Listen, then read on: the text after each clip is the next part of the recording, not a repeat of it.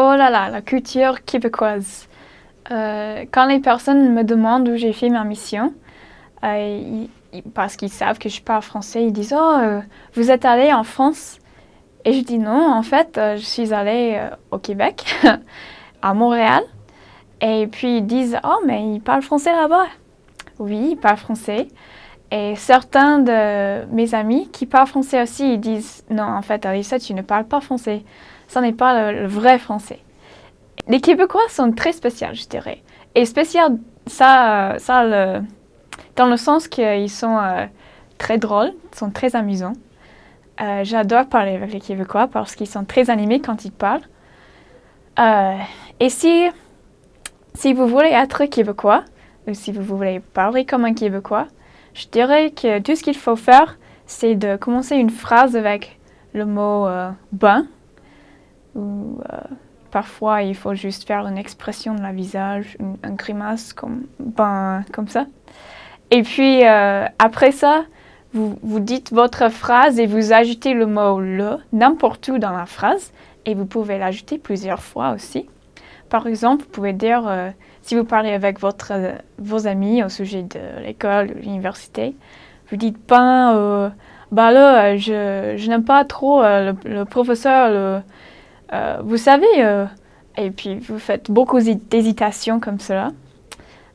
Et puis vous finissez votre phrase par le mot le. Il faut juste finir par le. Ben là. Et puis tout le monde comprend ce que vous dites. Ben j'adore mon cours de français là. C'est très intéressant là. Et les Québécois ils ont beaucoup d'expressions qui sont un peu mélangées avec l'anglais. Par exemple, ils disent check ça quand ils veulent attirer votre attention sur quelque chose en particulier. Ils disent oh, bah, check ça là. Et les Français de la France, ils comprennent pas vraiment pourquoi on dit ça. Mais pour moi, c'est un aspect très spécial du Québec. Une autre chose qu'ils aiment faire, c'est de répéter le sujet d'une phrase. Alors, si vous parlez à quelqu'un et vous voulez savoir si la personne a faim, en France, on dirait est-ce que tu as faim? Ou as-tu faim? Tu veux manger? Mais au Québec, j'ai entendu plusieurs mères demander à leurs enfants t'as-tu faim, toi? Et puis, il faut vraiment faire l'accent.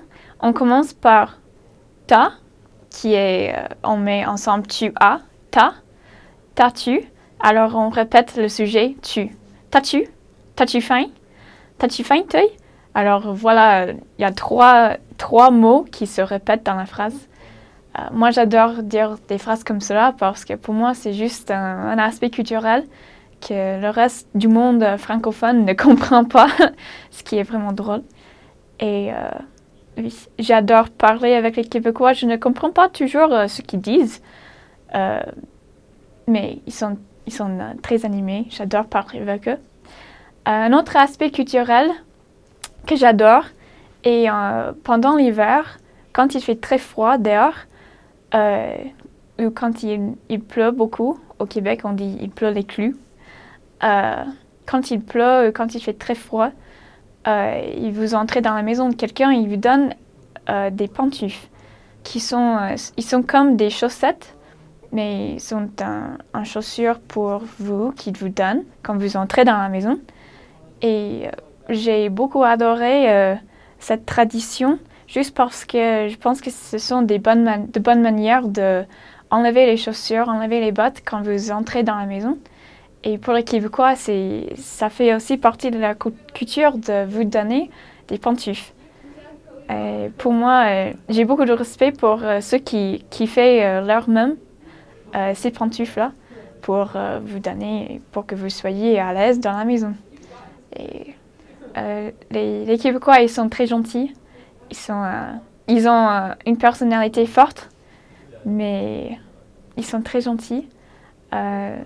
Plus souvent, plutôt que non, on va rencontrer des Québécois qui nous disent oh, je suis catholique, mais pas pratiquant. Oui, je crois en Dieu, mais je ne pratique aucune religion. Et Mais ils sont très gentils quand même. Et j'adore parler avec eux, j'adore leur accent. Et pour moi, oui, vous êtes les Français.